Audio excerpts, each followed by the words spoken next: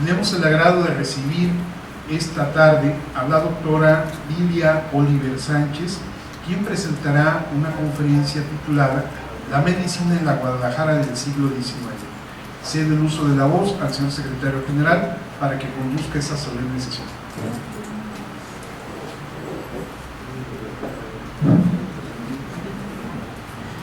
Señoras y señores, bienvenidos, muy buenas noches. Bienvenidos a esta solemne sesión académica del día 26 de agosto de 2014 en el 150 aniversario de nuestra benemérita sociedad. Les rogaríamos que sus celulares se apagaran, se pusieran en vibrador, por favor. Bien, está con nosotros el licenciado Eduardo Velasco Briceño, el presidente de esta benemérita Sociedad de Geografía y Estadística del Estado de Jalisco, Asociación Civil. Está también con nosotros el doctor Celso Serra, es el coordinador de la Academia de Ciencias de la Salud de esta sociedad. Nuestra invitada, la doctora Lilia Oliver Sánchez, nuestra conferencista, y su servidor, Rubén Rodríguez, secretario general. Me voy a permitir ofrecer a ustedes algunos datos de la doctora Lilia Victoria Oliver Sánchez. Ella es originaria de Autlán de Navarro. Es licenciada en Historia, maestría y doctorado en Ciencias Sociales por la Universidad de Guadalajara, con especialización en Historia de la Medicina y de la Población. Es profesora e investigadora de tiempo completo, categoría titular C, y miembro del Sistema Nacional de Investigadores nivel 1. Es asimismo directora de la División de Estudios Históricos y Humanos del Centro Universitario de Ciencias Sociales y Humanidades de la Universidad de Guadalajara. Es autora de varias obras publicadas, por ejemplo, Los Betlemitas y la construcción de la nueva fábrica para el Hospital Real de San Miguel de Belén. También de el libro que lleva por título El Hospital Real de San Miguel de Belén, de 1581 a 1802. Asimismo de una obra intitulada Un verano mortal, análisis demográfico y social de una epidemia de cólera en Guadalajara. También del cólera, historia de la terapéutica y prevención, Guadalajara 1833-1850, y de salud, desarrollo urbano y modernización en Guadalajara. Y recibamos con un aplauso a la doctora Lilia Oliver, a quien paso.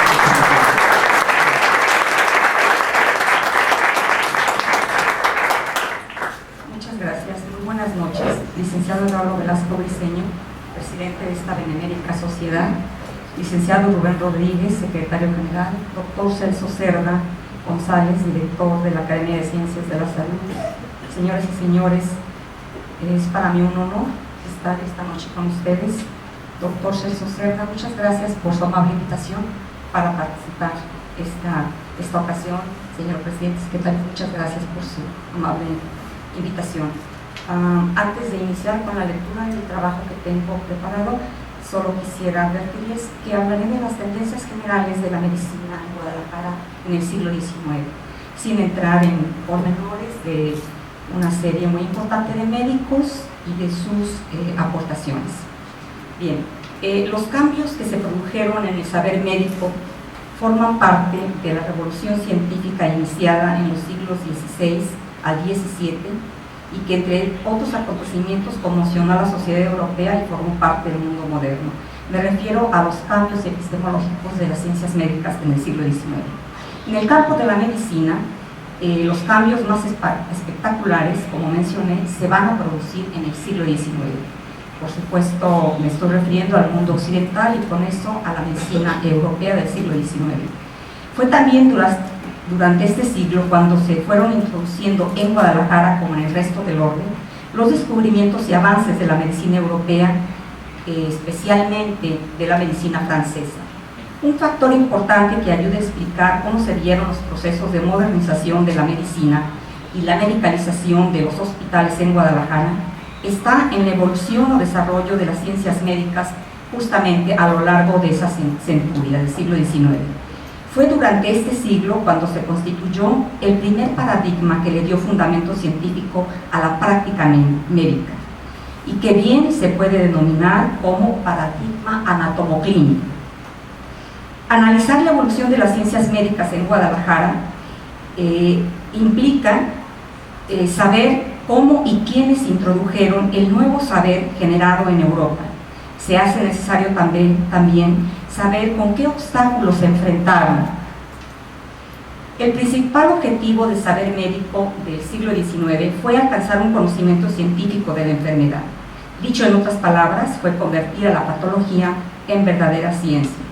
Esta nueva patología excluyó de la medicina por completo el galenismo y trató de integrar a sus interpretaciones teóricas las ciencias físicas y naturales y la lógica que de éstas se derivaba desde finales del siglo XVIII, pero especialmente durante el XIX.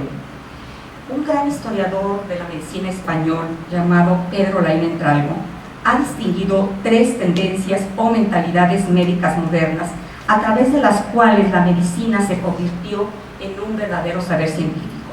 Estas, como es bien sabido, bueno, antes de mencionarlas, quiero casi pedir permiso a todos los médicos que estén ahora, porque ellos son los que saben muchísimo más de medicina. Yo soy una historiadora de la medicina, pero no soy formada dentro del campo de la medicina. Bueno, retomo. Las 3 tendencias o mentalidades médicas del siglo XIX son las siguientes. En primer lugar, la mentalidad anatomoclínica, con una orientación predominantemente morfológica. La mentalidad fisiopatológica, con una orientación fundamentalmente procesal, y la mentalidad etiopatológica, con una orientación etiológica, es decir, que habla de la causa de las enfermedades. Para la primera de ellas, lo fundamental en la enfermedad era la lesión anatómica. Para la segunda, el desarrollo energético o desorden energético funcional, y para la tercera, la causa externa del proceso morboso. Pedro Laín Entralgo ha distinguido también 2 grandes etapas en la evolución de los saberes médicos de Europa durante el siglo XIX, que corresponden más o menos a las 2 mitades de este siglo.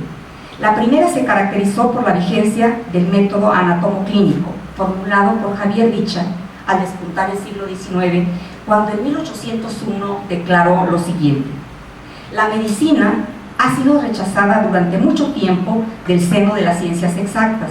Tendrá derecho a acercarse a ellas, por lo menos, por lo tocante al diagnóstico de las enfermedades, cuando a la rigurosa observación del enfermo se haya unido el examen de las alteraciones que presentan sus órganos. Javier Bichat se propone elevar esta práctica a la condición de regla básica para la conversión de la medicina en verdadera ciencia. A la medicina francesa corresponde el mérito de haber creado y enseñado al mundo el método anatomoclínico. No solo por la declaración de este médico Javier Bichat, sino por la pronta y brillante realización de esta en la clínica y la patología parisienses. Gracias al talento y al esfuerzo de muchos otros médicos, no me detengo a enumerar la lista de médicos franceses que han hecho estas aportaciones.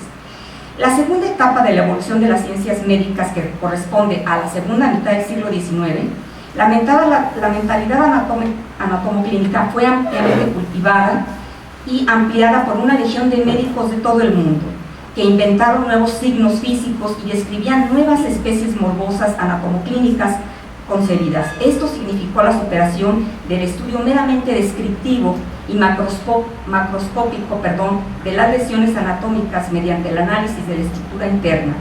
Dicho análisis fue posible gracias a la indagación microscópica de las lesiones y de la interpretación de resultados a la luz de la teoría celular. Quizá el paso más importante en esta segunda etapa en la evolución de las ciencias médicas y en el avance de la medicina como ciencia está en el surgimiento y configuración de las mentalidades, como he mencionado, al lado de la anatomoclínica, la fisiopatológica y la etiopatológica.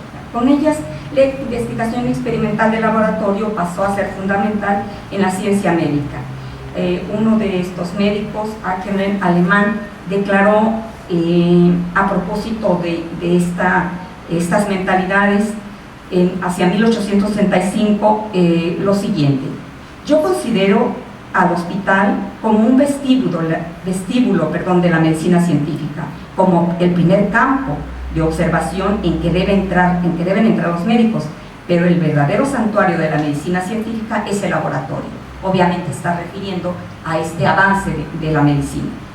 Si con el auge de la mentalidad anatomoclínica había surgido una disciplina médica fundamental, la anatomía patológica, con el ulterior desarrollo de la mentalidad fisiopatológica surgió otra disciplina médica esencial, la fisiología patológica, directamente apoyada en la fisiología experimental.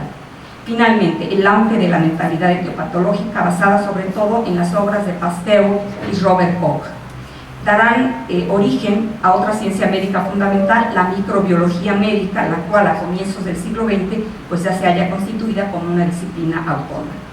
Quedaba con ello completo el cuadro de las ciencias médicas consideradas entonces, en ese tiempo, por supuesto, como fundamentales. Si Francia fue la meca de la medicina durante la época anatomoclínica, en la segunda mitad del siglo XIX, Alemania fue la sede más importante de esta ciencia.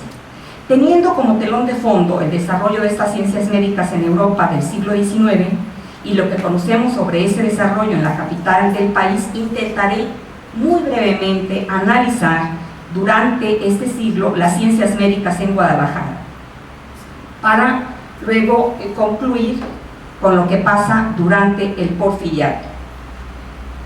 El hilo conductor de la evolución de las ciencias médicas está en la llegada, aclimatación y consolidación, en primer lugar, de la mentalidad anatomoclínica, o también llamada medicina hospitalaria, en la capital de Jalisco. En la recepción y evolución de esta medicina en Guadalajara he distinguido dos etapas. En la primera de ellas, que va desde finales de la época colonial a 1882, se dieron los primeros pasos y el reforzamiento de lo que se considera también como la medicina francesa, medicina hospitalaria o medicina anatomoclínica. En la segunda, que va de 1882 a 1911, se dio el triunfo de esta medicina hospitalaria en Guadalajara. Antes de entrar en materia, es importante precisar que en la primera etapa que he distinguido, se lleva a cabo en el contexto de la inestabilidad política derivada de la guerra de independencia, el enfrentamiento entre liberales y conservadores, la guerra con Estados Unidos y la intervención francesa. La segunda etapa en la que se consolida esta medicina hospitalaria, obviamente se desarrolla dentro de los años del Porfiriato. A grandes rasgos, pues, he dividido en dos grandes etapas el desarrollo de las ciencias médicas en Guadalajara. Los primeros pasos de la medicina francesa en Guadalajara se deben sobre todo a 3 médicos y un fraile carmelita. De los médicos, 2 eran tapatíos y 1 era belga.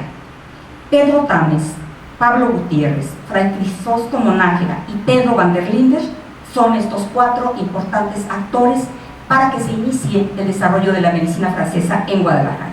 Los 3 primeros tienen el mérito de ser los que inician esta medicina, y el tercero, el de mantener viva la mentalidad anatomoclínica a lo largo casi de 30 años.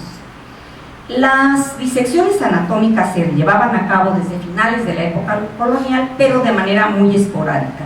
Hortensia Viveros ha probado que las primeras autopsias, ya con fines didácticos, fueron realizados en Guadalajara por el doctor Pedro Tames hacia 1813, en la Cátedra de Cirugía de la Real Universidad de Guadalajara. Recordemos que en Europa la reiteración de las autopsias de cadáveres condujo al descubrimiento de anomalías o lesiones morbosas en el interior de los cuerpos disecados, y despertó en los médicos el afán de ponerlas en relación con la dolencia de que había sucumbido el enfermo.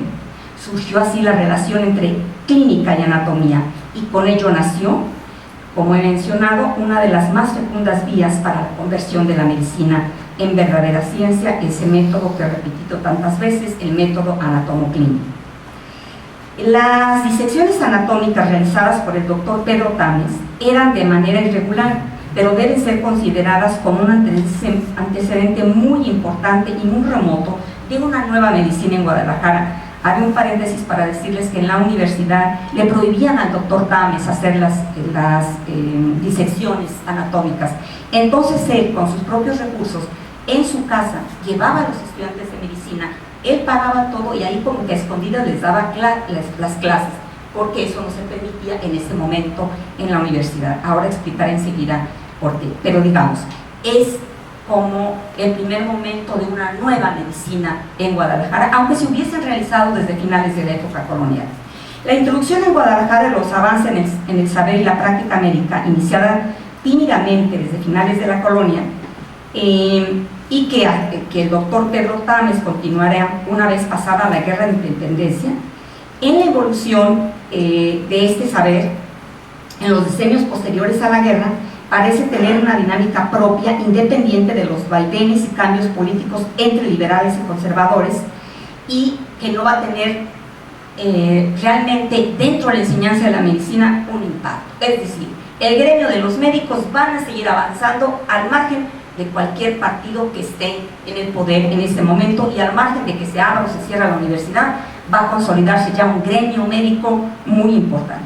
Tanto bajo los gobiernos liberales como conservadores se fueron introduciendo las nuevas ideas, aun cuando esa introducción tuvo como telón de fondo la inestabilidad política y la penuria económica, contexto poco propicio para el desarrollo de las ciencias y médicas y en general de las ciencias. Para el tema que me ocupa, un momento importante lo constituye la creación de un nuevo plan de estudios en medicina en septiembre de 1835, bajo el gobierno de José Antonio Romero. Los conservadores están en el poder en este momento. De ese plan, obra del sabio carmelita Fray Crisóstomo Nájera, solo me interesa destacar dos puntos. El primero es la introducción de los textos de Becla y de Javier Bicha para la enseñanza de la anatomía general y la anatomía descriptiva, respectivamente. Respecto del primer autor, se trata de uno de los anatomistas franceses más destacados de la época. Sobre Javier Bicha ya hablé. Lo relevante del plan de estudios del padre Nájera no es solo la introducción de estos autores franceses en la enseñanza de la medicina en Guadalajara, sino el hecho de que su programa de estudios estaba ya estructurado bajo las líneas y la enseñanza precisamente de Javier Bicha. Recordemos que este había propuesto como regla básica para la conservación de la medicina en ciencia, conversión de la medicina en ciencia, la práctica de la rigurosa observación del enfermo unida al examen que presentaban sus órganos. En el plan de estudios de Crisóstomo Nájera se pedía al Supremo Gobierno, fíjense nada más, ahora resulta como muy tímida la petición cuando en ese momento pues él está luchando por ella, pedían que el Supremo Gobierno les facilitara enfermos y cadáveres del Hospital Real de San Miguel de Belén para los estudios de la medicina. Esto significaba el primer paso para la introducción de una medicina hospitalaria en Guadalajara. Aun cuando se trata solamente de una propuesta y no sabemos si en ese momento fueron proporcionados los cadáveres y los enfermos que pedía el carmelita para la enseñanza de la medicina.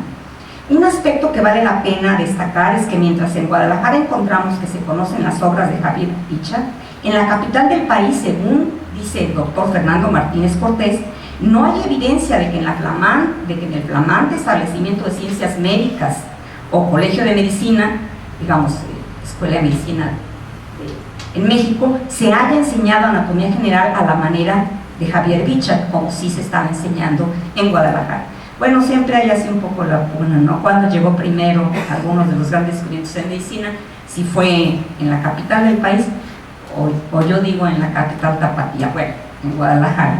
No llegó a ser capital porque nunca se constituyó como país la Nueva Galicia, pero tiene todo ese predominio en el occidente del país.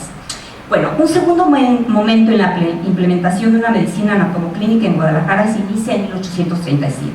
El 13 de marzo de ese año se creó una nueva cátedra que serviría como complemento a los estudios médico-quirúrgicos. Esta es la de medicina operatoria. Así se impone esa cátedra en el plan de estudios. ¿Quién o quiénes fueron los autores de este cambio revolucionario en la enseñanza de la medicina en Jalisco? La historiografía médica local sostiene que fue el doctor Pablo Gutiérrez, hecho al parecer imposible porque en ese tiempo él se encontraba en Europa. El mismo doctor Pablo Gutiérrez declaró años después, y cito textualmente al doctor Gutiérrez, él dijo: regresé de Europa en noviembre de 1837. Lo anterior nos lleva a plantear entonces que fue el belga Pedro van der Linden, doctor en medicina y cirugía, como él mismo se firmaba, el promotor de esta nueva cátedra.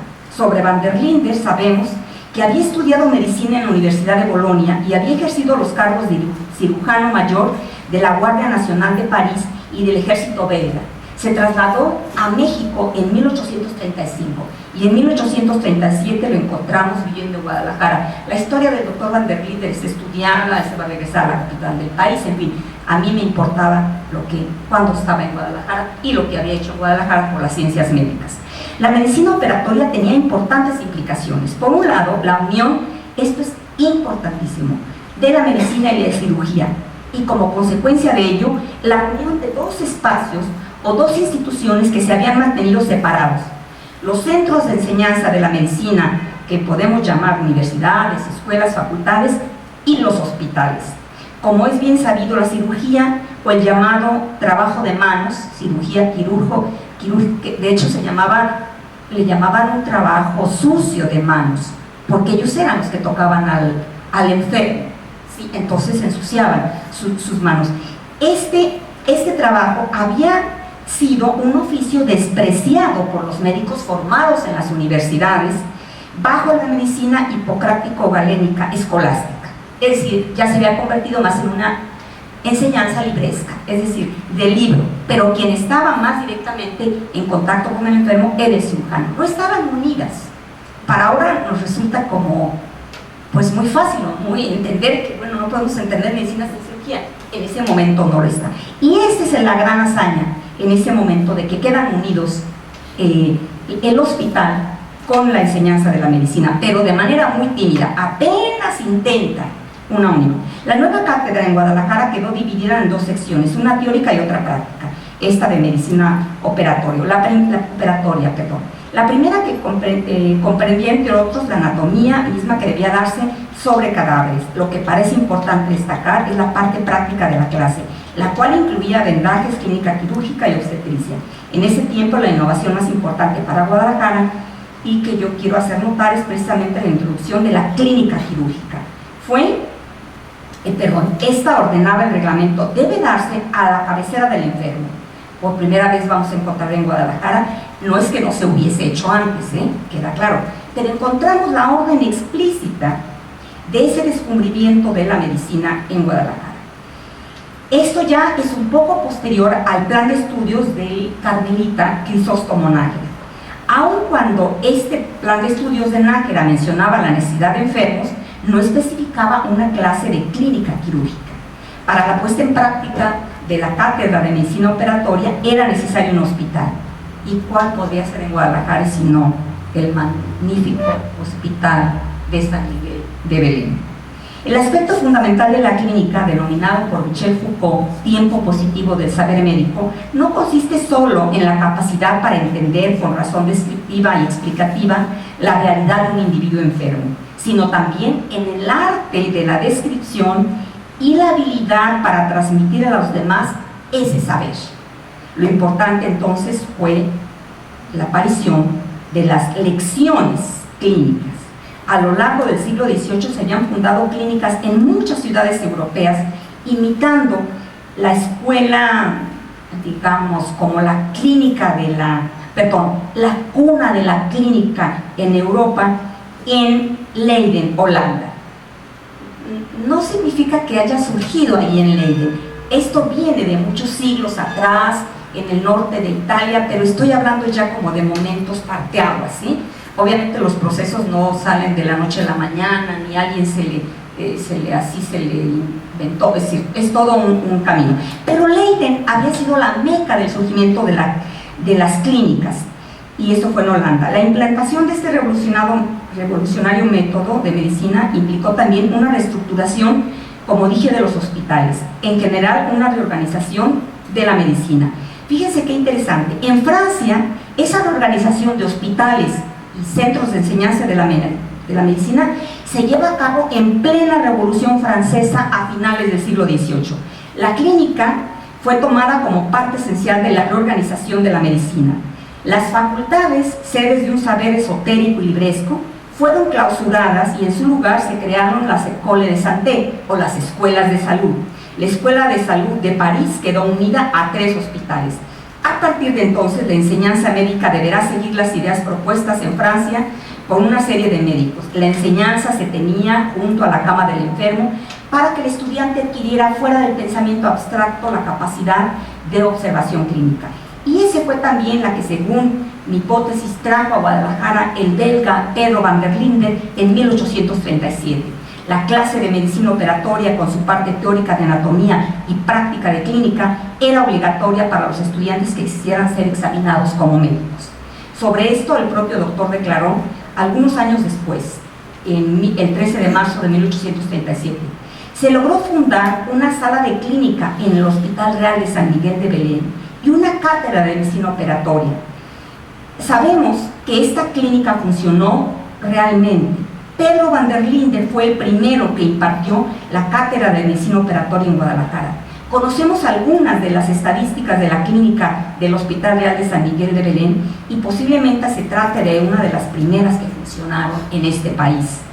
En 1839, Pedro van der Linden era el catedrático de instituciones quirúrgicas y clínicas de la Clínica Médico-Quirúrgica del Hospital Real de San Miguel de Belén. Esto les quiero decir, cuando se inicia la clínica en Leiden, Holanda, era así como muy tímidamente que los médicos pedían a un hospital que les dejaran una pequeña sala con 10 camas de enfermos para ir a enseñar.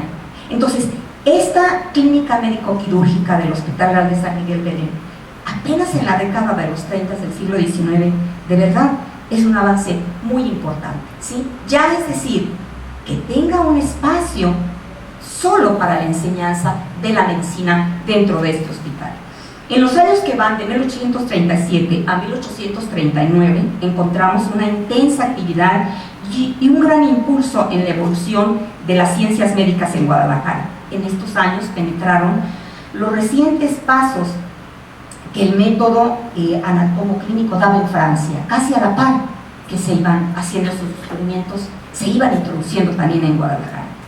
Esta intensa actividad incluyó, fíjense bien, esto es como me resulta muy importante, la primera clínica quirúrgica en el Hospital Real de San Miguel de Belén, la constitución de la primera sociedad médica tapatía. Antes no habían formado ninguna sociedad los médicos. La primera publicación de una revista médica y la creación de una facultad de medicina, cirugía y farmacia. Esta actividad fue desarrollada por un equipo de por lo menos 16 médicos y 4 farmacéuticos. Bueno, yo no los voy aquí a entretener, nos quedamos y hablamos de cada uno de estos médicos, pero bueno, era un grupo importante de galenos. Este grupo de médicos estaba encabezado por Pedro van der Linden. Estoy mencionando primero al belga, pero desde luego, porque él se va luego a México, está muy poco tiempo en Guadalajara, pero quienes son los verdaderos líderes en Guadalajara de toda esta revolución en la medicina es desde luego Pedro Tamés y Pablo Gutiérrez. Ellos son los grandes 2 pilares. No me detengo aquí a decirles que la primera publicación, la primera revista médica de la que se publicaron 2 volúmenes es realmente una publicación maravillosa. Está impresa, tiene artículos, tiene toda la estadística de la primera clínica del Hospital de San Miguel. No se siguió publicando, pero es una publicación extraordinaria. Una de las actividades que reflejan el importante impulso de las ciencias médicas en Guadalajara hacia 1837 fue la creación de una academia de ciencias médico-quirúrgicas y farmacéuticas. Esta fue una idea del doctor Pedro Tamés. Fue constituida el 30 de marzo de 1837, apenas unos meses después de la creación de la Academia de Medicina de la Ciudad de México. Entre Guadalajara y México como que van un poquito, con un poquito de diferencia, fundando instituciones, introduciendo los cambios, los avances más importantes. Y esta sociedad formada en Guadalajara es antecedente de la Sociedad Médica de Emulación de esta ciudad, que fue instalada solemnemente el 15 de diciembre de 1838. El presidente de esta sociedad, por supuesto, fue Pedro Tames, creador del proyecto. Es interesante mencionar que Pedro Tames había estudiado medicina en la Real y Pontificia Universidad de la capital del país, donde había recibido su título en 1794. En ese mismo año regresó a Guadalajara y su actividad en la política lo llevó a ocupar la gubernatura del estado por un tiempo. Solo quiero destacar, la actividad de Pedro Tames durante la epidemia de cólera en 1833 fue muy importante. Con el triunfo, él quedó pues como gobernador con el triunfo liberal. Él pertenecía al Partido Liberal. Su actuación durante la primera, bueno, ya yo lo mencioné de cólera. Sin embargo, la derrota del Partido Liberal en 1833, él, mientras Gómez Farías, bueno, también egresado de medicina de acá, ¿verdad?, de estos lados, era presidente de la República, Tames era gobernador. Por la derrota del Partido Liberal en el 33, Pedro Tames deja la política y se dedica al desarrollo de las ciencias médicas. Yo creo que la política perdió un gran político, pero las ciencias médicas ganaron un gran médico para el desarrollo de la medicina científica en Guadalajara en la primera mitad del siglo XIX. La Sociedad Médica de Emulación publicó un periódico que se llamó Anales de la Sociedad Médica de Emulación de Guadalajara, esta magnífica publicación que les digo, y ahí Pedro Tames, quien redactó la introducción del primer volumen, dijo: los que publicamos este periódico, dirigidos por los principios de la profesión de las ciencias médicas, a cuyo estudio y ejercicio han dedicado su existencia, han concebido el proyecto de asociarse para cultivar y perfeccionar y extender sus conocimientos. Y esta sociedad quería profundizar en los conocimientos médicos de la época. Gracias a esta publicación sabemos de la relativamente temprano en el contexto nacional de esta medicina francesa.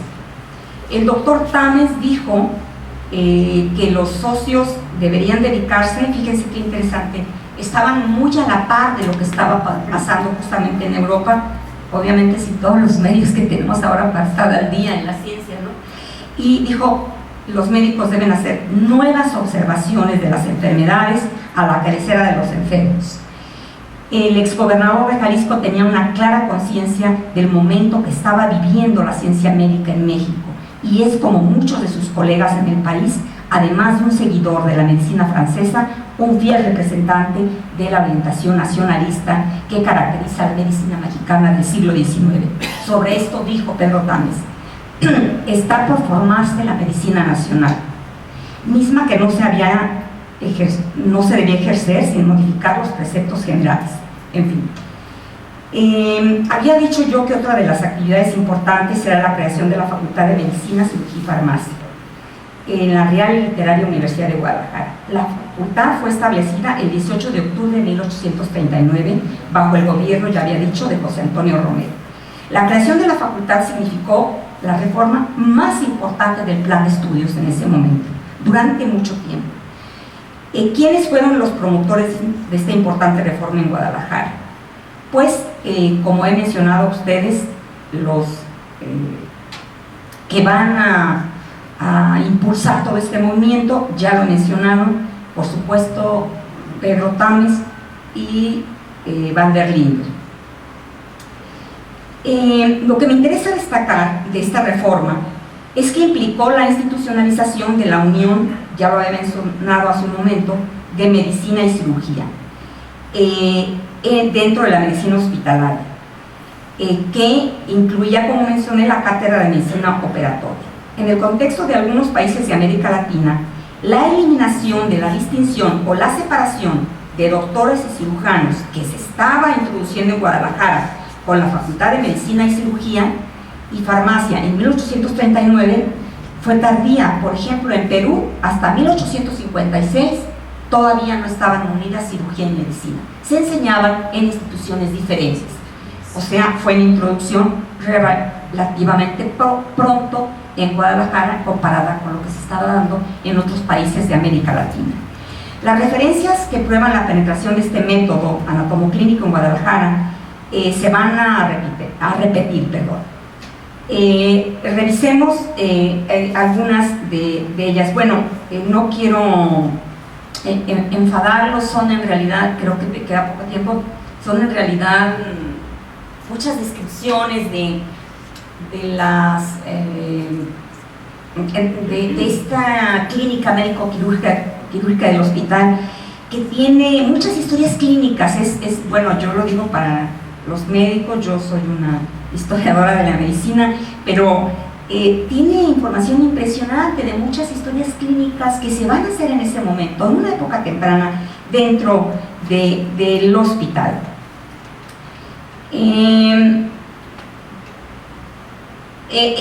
Todas estas historias clínicas pues están reafirmando toda esta nueva mentalidad. Laín Entralgo resume en 4 los logros alcanzados por estos médicos franceses con sus observaciones y con sus adelantos. Establecer un cuadro de sonidos estetoscopios casi tan acabado como es que se conoce actualmente. Diagnosticar con seguridad y durante la vida del enfermo la dolencia o padecimiento. Introducir un concepto semiológico, el de signo físico, que ya ofrece la seguridad de los métodos verdaderamente científicos y describir una serie de especies morbosas. Cuando se empezaron a describir por los médicos, por ejemplo, dilatación bronquial, edema pulmonar, tisis tuberculosa, cirrosis hepática, es decir, con todos los adelantos que se están dando de esta mentalidad. Bueno, en México se introdujo el estetoscopio hasta 1823, es un médico veracruzano, Eulogio Carpio, quien lo introduce, pero luego lo vamos a encontrar, que es un invento de René Laennec, lo vamos a encontrar también en el Hospital de San Miguel de Belén, relativamente muy pronto, en 1839, 23 años después de su invención. En fin, hay muchísimos otros adelantos, ni soy experta ni me voy a detener en ellos. La consolidación de esta mentalidad de la medicina francesa y de la medicina hospitalaria en Guadalajara en los años que van de 1840 a 1883 se debió a un importante grupo de médicos. Es decir, esta tarea de los primeros médicos de la década de los 30 la van a continuar después de los 40, 1850, 1860, un grupo muy importante de médicos destacados, de los cuales solamente mencionaré sus nombres, incluyendo desde luego también a Pablo Gutiérrez en esta nueva generación, porque él igualmente se retiró de la política como Pedro Otames y se dedicó a la medicina a lo largo de más de 30 años. Él es el pilar de la medicina francesa en Guadalajara, porque él había estudiado en París. Y si bien Van der Linder la introduce, Pablo Gutiérrez la va a mantener y va a defender esta enseñanza de la medicina por muchísimos años. Entonces este grupo de médicos son Pablo Gutiérrez, Pascual Agraz, Reyes García Flores, Salvador García Diego, Martín Polanco, Julio Clemen, Fortunato Arce, José María Benítez, Lázaro Pérez. Bueno, él no era médico, pero era farmacéutico, Leonardo Oliva, Ramón Ochoa, José Abundio Aceves, Antonio Arias, Miguel Mendoza López. Bueno, todos tienen trabajos importantísimos. Yo ni tampoco soy experta en la obra de cada uno de ellos, pero tienen muchos trabajos muy importantes. Nicolás Puga, Perfecto G. Bustamante. La lista continúa de una brillante élite de médicos tapatíos que van a hacer que la medicina avance. Pero sin duda quiero mencionar que en este periodo, en el primer periodo ya lo dije, Pablo Gutiérrez tiene todo el mérito. En el contexto de la medicina tapatía durante los años que van de 1840 a 1888, la naciente medicina francesa se va a consolidar. Por supuesto que va a surgir también el conocimiento fisiopatológico, etiopatológico. No quiere decir que los otros conocimientos no se hayan desarrollado, por supuesto, pero yo me estoy guiando por el hilo conductor de lo que es la medicina anatomoclínica o medicina hospitalaria. Y en esto está una lucha que hoy nos parecería como que si fuese irrelevante, pero que es muy importante. Lentamente, a lo largo del siglo XIX, los médicos tapatíos se van profesionalizando y como una respuesta a la consolidación de la medicina hospitalaria, serán ganados nuevos espacios en el magnífico Hospital de San Miguel de Belén para la práctica y la enseñanza de la medicina. En 1873, el doctor Manuel Polanco manifestó la necesidad de pedir al gobierno, fíjense nada más, había habido una pequeña clínica en los 30, eso se perdió. Nuevamente, en 1873, el doctor Martín Polanco le pide al gobierno, así como que de manera, con mucho, no reverencia, sino no está ya el impulso tan importante que tendrán los médicos tapatíos al concluir el siglo XIX. Pero él en ese momento dice, pide que le den una sala de maternidad en el hospital para la clínica de partos. Esto va a ser un paso importante en la consolidación de esta medicina. Sin embargo, otro momento va a ser la creación de la Dirección del Servicio Médico del Hospital de San Miguel de Belén el 13 de abril de 1874. Aunque fue constituido de manera provisional, fue importante y fue nombrado como director el doctor Julio Clemente. A lo mejor a ustedes les parece extraño que yo diga que los médicos están ganando espacio en el hospital. Es que los hospitales no fueron creados solo como instituciones médicas, su origen se remonta a las cruzadas y es más una función religiosa, como institución más religiosa, creados desde la caridad cristiana para atender al enfermo y para dar hospedaje. Bueno, en el origen era para los cruzados, ¿verdad? Y que enfermaban a lo largo del trayecto de las cruzadas. Pero el hospital moderno, el que ahora conocen ustedes, eso, aunque en Europa empezó con Leiden, en Leiden, Holanda, para Guadalajara concretamente, va a ser la lucha de los médicos del siglo XIX. Ellos van a liberar una batalla para que les entreguen el hospital, porque no es de ellos el hospital. Van a ir pidiendo pequeños espacios, como estos los que les he mencionado. Bueno, creo que me quedan 10 minutos o 5. Sí, bueno, lo hago rápidamente, en 5 minutos. En ese tiempo se fortalecieron las prácticas de autopsias y las observaciones clínicas. Las primeras historias clínicas, allá de 1837 de Van der Linden, fueron ampliamente repetidas y perfeccionadas. Por ejemplo, sabemos por algunos registros lo que debió haber sido una nutrida actividad médica en Guadalajara. Por ejemplo, las 135 historias clínicas sobre heridas del corazón que publicó el doctor Fortunato Arce y que practicó entre 1870 y 1882 como en el servicio de médico y cirujano del Hospital Real de San Miguel de Belén. En cuanto a la enseñanza de la medicina, un reglamento de 1872 ordenaba que los estudiantes de clínica debían escribir con precisión las historias clínicas correspondientes a los enfermos, cuyo estudio les hubiera sido confiado.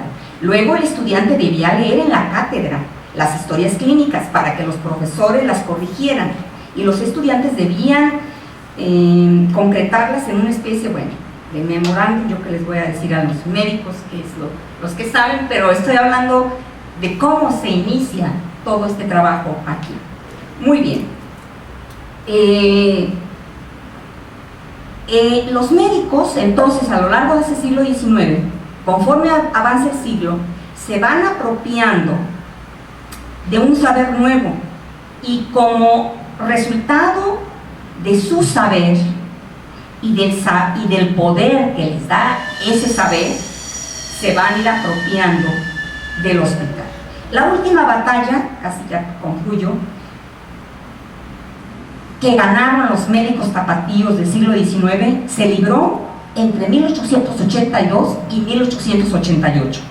Y los protagonistas, solo menciono 2. Fue todo un equipo de médicos: Salvador García Diego y José María Benítez.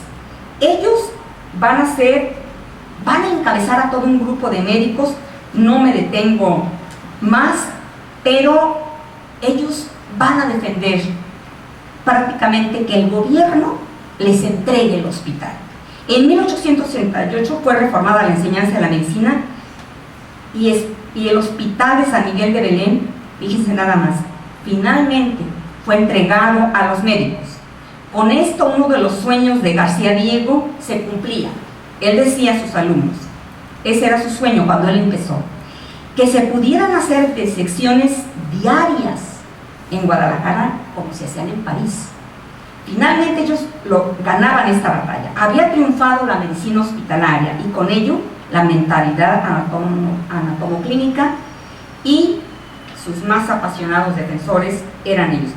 No me voy a detener, ya voy a concluir, pero bueno, en ese momento ellos van a publicar una cantidad impresionante de artículos en los periódicos, porque además de que le están exigiendo al gobierno que ya les entregue todo el hospital, se van a hacer dos bandos de médicos.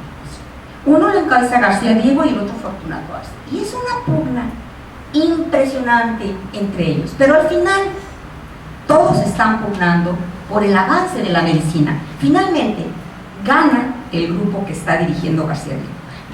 Voy a concluir, esperando que no vayan a hacer preguntas, porque a lo mejor no se las voy a saber contestar, porque aquí hay muchos médicos y si me preguntan cosas puntuales, ya les recuerdo que los que saben son los médicos. Bueno, finalmente, con la aplicación de los últimos reglamentos para el hospital en 1896, estamos concluyendo siglo XIX, para el hospital civil, culminaba el triunfo de la medicina hospitalaria en Guadalajara. Y con este reglamento aprobado el gobierno, no me acuerdo del gobernador, pero quedaron unidos en una sola institución. Fíjense nada más, qué belleza: el Hospital Real de San Miguel de Belén y la ya Facultad de Medicina, bajo el nombre, a mí me parece un nombre muy bello, van a decir pues qué le encuentra de bello, pero a mí me parece un nombre muy bello, se le llamó Hospital Académico de Belén. Fíjense todo lo que está resumiendo este nombre. Desde lo que fue el trabajo de los betlemitas en el siglo XVIII al hacerse cargo de este hospital, ese magnífico diseño arquitectónico, esa obra monumental hospitalaria. Pero fíjense, entonces, hospital académico, era para la enseñanza de Belén. Me gustaría mucho que se siguiera llamando Hospital Académico de Belén. Bueno, estoy hablando como historia de la medicina, no se tiene que llamar así, se llama como se llama y está muy bien. Pero ese es como lo que habían iniciado en 1837. Cierra el siglo con broche de oro, cuando ya el gobierno lo reconoce, y a partir de entonces queda unida Escuela de Medicina y Hospital, es decir, queda este hospital escuela maravillosa, meca de la medicina del occidente del país, en el hospital más grande a lo largo del siglo XIX de este país y el hospital más grande en toda América hasta principios del siglo XX. Para terminar, voy a mencionar 3 acontecimientos en el campo de la medicina con lo que cierra el siglo XIX. Un siglo de oro realmente, un siglo que va a sentar las bases para todo ese desarrollo médico, para que Guadalajara se convierta en la meca de la medicina en el occidente del país. Y esos 3 acontecimientos, bueno, he elegido 3 con los que cierra el siglo con broche de oro, son los siguientes. El 11 de octubre de 1892 fue decretado el primer código sanitario del estado de Jalisco. Eso es, ni siquiera me detengo en eso, es el tercero que se promulga, dije editado o promulgado, bueno, fue promulgado y también editado. Es el tercero. El primero es en la capital del país, no me acuerdo el segundo, no sé si fue Puebla, no me acuerdo. El tercero es el de Jalisco. Repito, el 11 de octubre de 1892, este primer código sanitario que resume el conocimiento de la salud pública de ese momento. Segundo acontecimiento, el doctor Antonio Ayala introduce en 1895 en las salas del hospital la asepsia y el uso de guantes. Ustedes sabrán cómo se llaman los primeros para cirugía. Claro, él va a salir del hospital después, ¿no? Pero yo me estoy refiriendo al acontecimiento. ¿Cuándo llega por primera vez? Eso es importantísimo.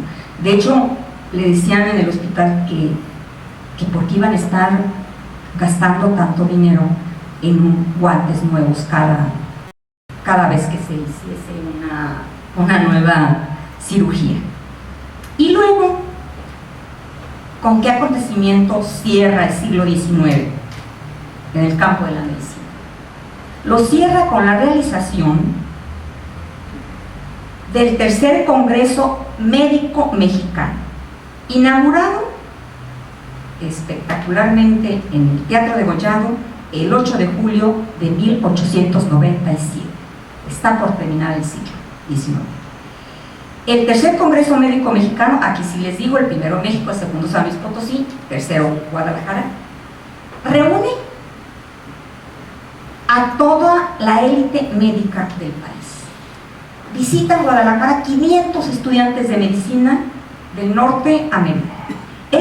Esos días, bueno, por ahí alguna vez escribí algún trabajo sobre esto, pero bueno, es una semana maravillosa de este tercer Congreso Médico. Están las ponencias que se presentaron, los discursos, bueno, hasta las actividades recibidos con banda de música, en fin, espectacular. Lo único, les voy a decir, ¿quién inaugura el Congreso? El que era el decano de la medicina tapatía en ese momento, Salvador García Viera. Él ya es el decano, él ya es mayor en ese momento. Y fíjense lo que les dice a los médicos jóvenes, cuando, por supuesto que con la asepsia, ya había sido anterior la introducción de la anestesia, y entonces la cirugía pues podía tener más campo de acción, ¿no?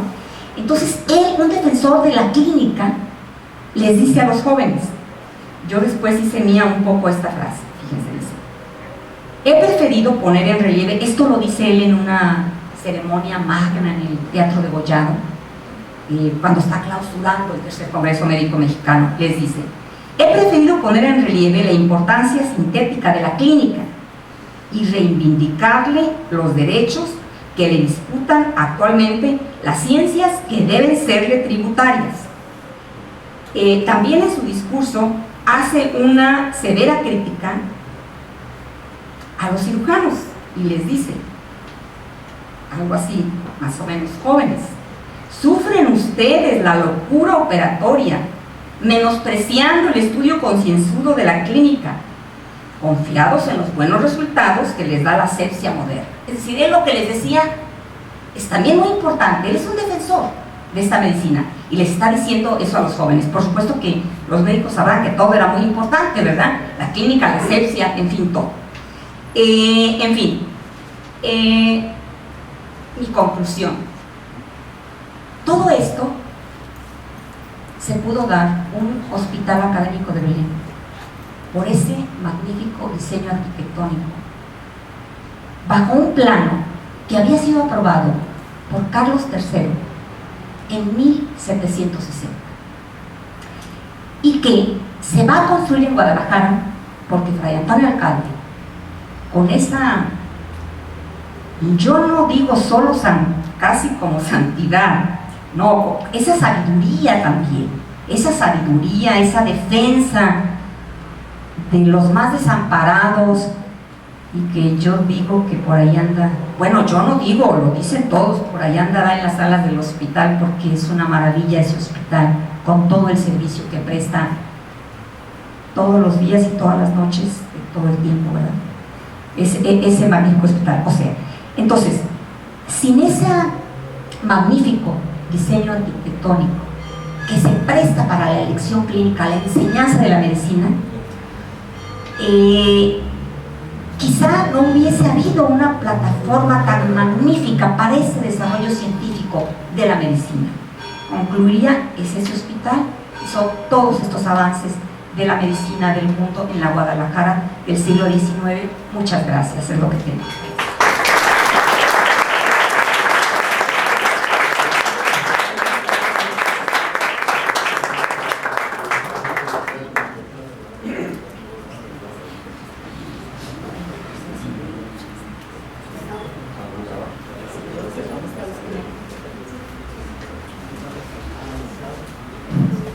Y tenemos unos cuantos minutos para alguna intervención, alguna pregunta, un comentario que quieran hacer, a lo mejor para unas 2 intervenciones breves, tenemos tiempo. La doctora dice que, bueno, pensar que a lo mejor no podría contestar, yo creo que sí, aquí entre muchos médicos, yo creo que sí. Habrá oportunidad. ¿Alguien quiere hacer alguna intervención?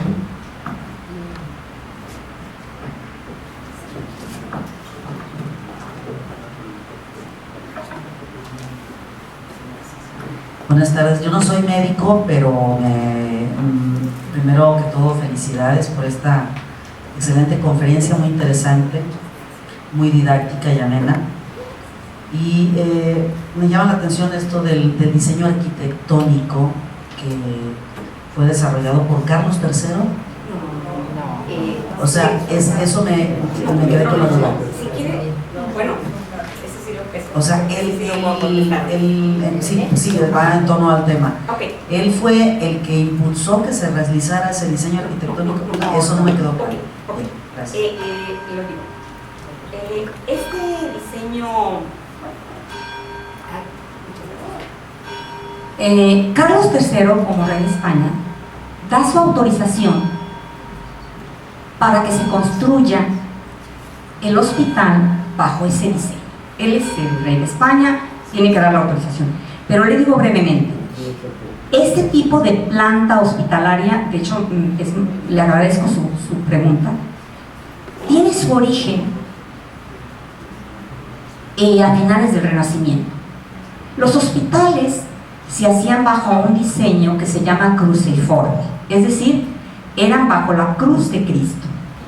Las alas era una cruz. Este diseño arquitectónico se va a, digamos, sofisticar durante el siglo XVII bajo la influencia del barroco. Y entonces a las plantas cruciforme de la cruz de Cristo se le van a poner otras líneas más y se va a constituir lo que conocemos como el hospital radiado, que es el diseño que ustedes conocen del Hospital Real de San Miguel de Belén. En el centro, desde el hospital cruciforme, en lo que se conoce como repartido en el hospital, su objetivo era que ahí se oficiara la misa, para que los enfermos que no podían levantarse de su lecho pudieran asistir a los servicios sagrados. Okay. Cuando los betlemitas llegaron a Guadalajara en 1704 y les entregaron el Hospital Real de San Miguel de Belén, que estaba, bueno, donde estaba el Mercado Corona, bueno, ahora se quemó, pero en el mismo lugar donde se construyó el Mercado Corona y que se va a volver a construir, ahí estaba el Hospital Real de San Miguel de Belén. Ahí duró muchos años. Entonces le entregan a los betlemitas ese hospital y ellos lo primero que piden al ayuntamiento es que les den un nuevo terreno para construirle una nueva fábrica al hospital, porque están muy hacinados ahí los enfermos. A pesar, ellos lo inician a principios del siglo XVIII. Entonces mandan proyectos arquitectónicos porque los tiene que aprobar el rey. Yo no recuerdo, conocemos como 4 o 5 proyectos arquitectónicos. A veces se los aprueban, cuando se los aprueban no tienen dinero, en fin. Finalmente, el diseño que les aprueban es el que aprueba Carlos III en 1760. Es un poquito diferente al que se construyó, del cual la copia está en el Archivo de Indias. Yo, como historiadora del hospital, tengo una obsesión, no sé si algún día la puedan lograr, de saber quién diseñó ese hospital. Sabemos quién hizo una copia del original, pero no sabemos quién es el autor. Fíjense nada más, qué maravilla de hospital. Quiero decir, cuando lo aprueba Carlos III, manda a los betlemitas, está aprobado, pero los betlemitas no tienen dinero. Entonces, de 1760 a 1790 y tantos, bueno, 1785-86, ellos no tienen dinero, viene una gran crisis demográfica, una gran mortalidad en 1785-86, hay una mortalidad espantosa, Yo me imagino a Fray Antonio Alcalde una noche de diciembre de 1785 y dice: mándenle pedir el plano al padre presidente del Hospital Real de San Miguel, ahí en su vetusto hospital, de donde estaba el Mercado Corona, que me traigan el plano, dijo Fray Antonio Alcalde, aquí está el dinero. Entonces le entregan el original y Codina hace una copia, que es la que se encuentra en Sevilla. Finalmente, este tipo de diseño hospitalario ya estaba pasado de moda en Europa. En Europa se había quemado el Hospital de Dios de París y se había hecho un concurso para construir un nuevo edificio y metieron proyectos radiados o estrellados cuyo origen es el Hospital Cruciforme, y lo rechazaron porque era un hospital que ya estaba pasado al modo, porque ya estaba el Hospital Pabellonario, el otro avance en diseño arquitectónico. Pero qué maravilla que aquí en Guadalajara, aunque hubiese sido un diseño arquitectónico ya trasnochado en Europa, como no había recursos, finalmente lo van a hacer a finales del 18. Y yo digo que qué maravilla, ¿no? Los médicos sabrán mejor que yo, que es realmente es una joya de la arquitectura hospitalaria.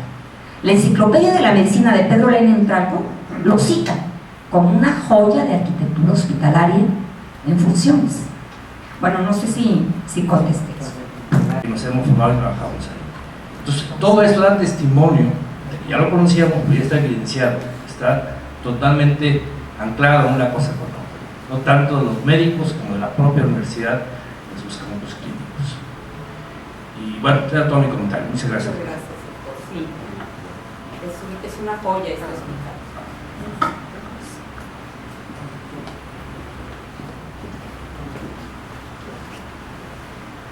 Quisiera hacer un comentario también respecto al diseño. Ante todo lo felicito, doctora, por su trabajo. El diseño cruciforme viene todavía mucho más antiguo. Viene desde la época de Galeno y un poco antes de Galeno. O sea, tiene aproximadamente 2000 años de existencia. El único Asclepion que tenemos todavía a la fecha, todavía que se puede apreciar, es el que está en Pérgamo y tiene precisamente ese tipo de diseño. Dice en medio, como usted decía, el altar. Aquí no era pues naturalmente los dioses del cristianismo o el dios del cristianismo, sino eran los dioses griegos en ese tiempo, que eran los que estaban ahí. Y otra cosa curiosa que también hay que mencionar: aquí en Guadalajara, después del hospital, mucho después del hospital civil, hubo otro hospitalito que también tiene más o menos la misma estructura, que es el Hospital Sagrado Corazón. Sagrado Corazón. Así es. Muchísimas gracias, doctor, por esta aclaración tan importante. Agregar, de este tipo de diseño arquitectónico procede el diseño de las cárceles. De ahí, luego, procede el diseño de las cárceles. Por ejemplo, Lecumberri, que ahora es el Archivo General de la Nación, pero ya es la parte secularizada, en donde en lugar de estar en el centro para oficiar la misa, es para poner la vigilancia a las salas. Bueno, si conocen ustedes Lecumberri, verán. Y claro, conozco ese hospitalito porque es justamente el mismo diseño en pequeño del Hospital Real de San Miguel. Bueno, eso es la meca de la medicina, en esto que les digo, que fue la audiencia de la Nueva Galicia, que creo que nada más con 2 más no se convierten en país. Todas las demás audiencias se van a convertir en países a lo largo de América Latina. Solo la de la Nueva Galicia no se convirtió en país. Ya nomás quedó la rivalidad Chivas Américas, quedó la no se tradición. Esto es muy serio, ¿verdad?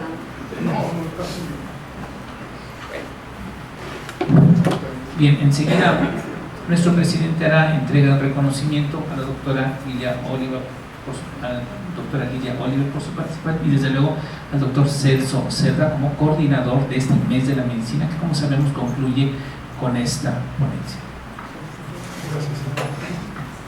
Quiero agradecer muy cumplidamente a la doctora Lilia Victoria Oliver Sánchez por este viaje magnífico que nos hace desde la medicina hospitalaria, la operativa,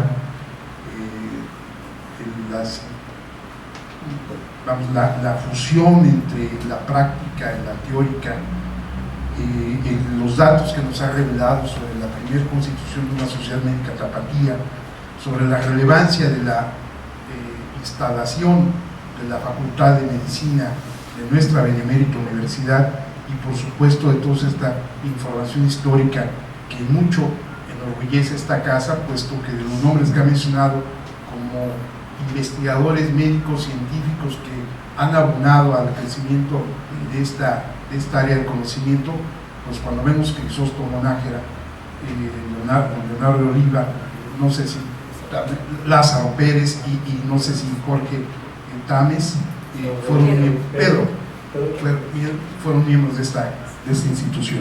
En tal virtud, doctora, es para mí un gusto que esta benemérita institución, esta benemérita Sociedad de Geografía y Estadística del Estado de Jalisco, una institución científica y cultural fundada el 27 de septiembre de 1864, en el marco de su 150 aniversario, hace entrega del presente reconocimiento por su participación en las actividades organizadas por esta institución durante el mes de la medicina, coordinadas por supuesto por la Academia de Ciencias de la Salud, con la conferencia La Medicina en la Guadalajara del siglo XIX, misma que se ha llevado a cabo en estas instalaciones, cumpliendo con el propósito de esta institución, que es el de difundir la ciencia y la cultura en todos sus aspectos. Está fechado el día de hoy, la firma el señor doctor Celso Cerda como coordinador de esta Academia de Ciencias de la Salud, el señor secretario general y el de la voz. Doctora, muchas gracias y felicidades. Muchas gracias. ¡Vamos!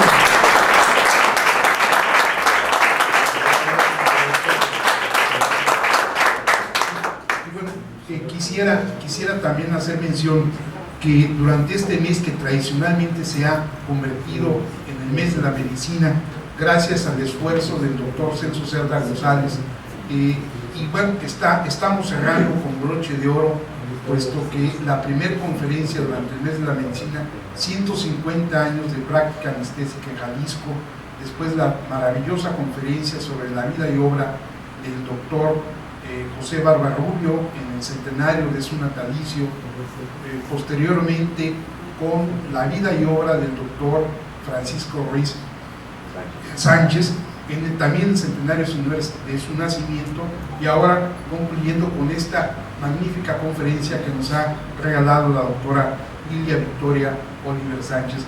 Doctor Celso Cerda, pues esta institución, su casa, entrega a usted este reconocimiento donde se significa su esfuerzo, su trabajo, su tesón por mantener siempre el prestigio, el rigor académico en todo lo que usted hace.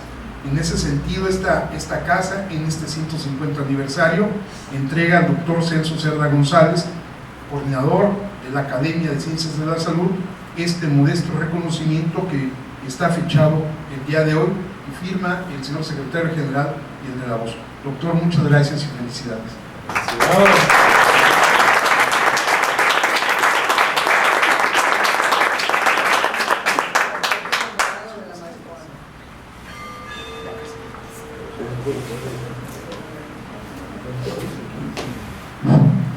Bien, deseo destacar la presencia de dos de nuestros expresidentes, el maestro Julio Alejandro Santillán Becerra, y nos acompaña también el doctor Joaquín Moreno Villa. A continuación, leeré unos breves mensajes que tenemos para ustedes. El día de mañana, miércoles, habrá un homenaje póstumo en recuerdo de 3 de nuestros consocios recientemente fallecidos.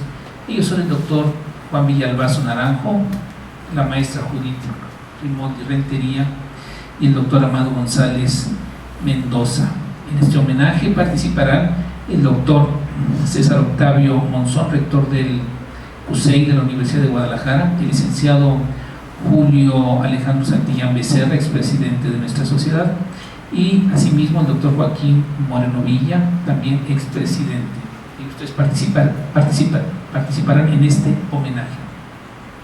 Y para pasado mañana, el día jueves, se ofrecerá la conferencia que lleva por título El General Prim, un catalán que amó a México, homenaje en su bicentenario, a cargo de nuestro invitado, el historiador Albert Torras, de la Asociación Cultural Mexicano-Catalana. Además, la Escuela Preparatoria de Jalisco nos invita a las actividades de su centenario. Serán 3 semanas de actividades y la primera de ellas es la presente semana, y para mañana miércoles habrá 2 ponencias, 2 conferencias. Hay conferencias en la mañana a las 11 del día y conferencias en la noche en la tarde a las 16:30 horas. Para mañana se ofrecerá una conferencia que lleva por título El proyecto educativo de la Revolución Mexicana en 1914 por el doctor Mario Aldana Rendón, y en la tarde la conferencia que lleva por título 1910-1920 Guadalajara y el Pacífico, Relaciones Educativas y Culturales, a cargo del maestro Dagoberto Amparo Tello. El jueves las conferencias Natalio Vázquez Payares en la Escuela Preparatoria de Jalisco, por la tarde Jalisco Revolucionario y la Escuela Preparatoria de Jalisco. El día viernes próximo la Guerra Civil Española y la Escuela Preparatoria de Jalisco, y por la tarde Guadalajara en el año 0 de la Escuela Preparatoria de Jalisco. Y para el próximo martes a las 19 horas en la Escuela Preparatoria de Jalisco habrá un homenaje conjunto entre esta Benemérita Sociedad de Geografía y Estadística en sus 150 años y la Escuela Preparatoria de Jalisco en sus 100 años. Repito, para el próximo martes 2 de septiembre a las 19 horas. Y finalmente cedo este micrófono a nuestro presidente, licenciado Eduardo Velasco, para que haga la clausura formal de esta solemne sesión. Gracias. Gracias, señor secretario. Y bueno, destacando la presencia de todos ustedes, quiero ofrecer una sincera disculpa porque en esta ocasión vamos a omitir el brindis que tradicionalmente nos permite seguir platicando con nuestras conferencistas en razón a los, pues ustedes podrán observar, a la remodelación que estamos haciendo esta casa en el marco de su 150 aniversario, para dejarla muy bonita durante el mes de septiembre, donde ya ustedes saben, tenemos una sesión conjunta con la Preparatoria de Jalisco el día 2, el día 6 de septiembre tenemos un viaje a Lagos de Moreno para colocar la primera piedra de la rotonda de los laguenses ilustres. El día 9 de septiembre vamos a tener una sesión solemne aquí, esperamos un trabajo de ingreso que será anunciado la próxima semana. El día 12 de septiembre una conferencia sobre el 200 aniversario de la Constitución de Apatzingán. El día 23 de septiembre es martes, tenemos un festejo aquí a las 11 de la mañana con la presencia del señor gobernador. Celebraremos nuestra asamblea o sesión anual, donde entregaremos los premios, las medallas y la León Romero Gil, Severo Díaz Galindo y Valentín González a nuestros consocios. También entregaremos la medalla o el premio anual que otorga esta sociedad a don Julio García Briceño por su aportación a la comunidad tapatía. El jueves 25 de septiembre tendremos una sesión solemne en el Congreso del Estado en honor a los 150 años de la casa. El viernes 26 de septiembre a las 6 de la tarde en el recinto legislativo se instala la Cátedra Latinoamericana Valentín Gómez Arias, donde todos nuestros premios Jalisco podrán participar, y claro, invitaciones para todos ustedes, en la conferencia magistral que dictará el doctor Jaime Labastida Ochoa. El 27 tendremos alguna celebración, los consocios, aquí dentro de la casa. Están todos ustedes cordialmente invitados a los eventos públicos, y bueno, siendo las 21 horas con 23 minutos de este martes 26 de septiembre, tengo el agrado de clausurar esta solemne sesión. Gracias, buenas noches.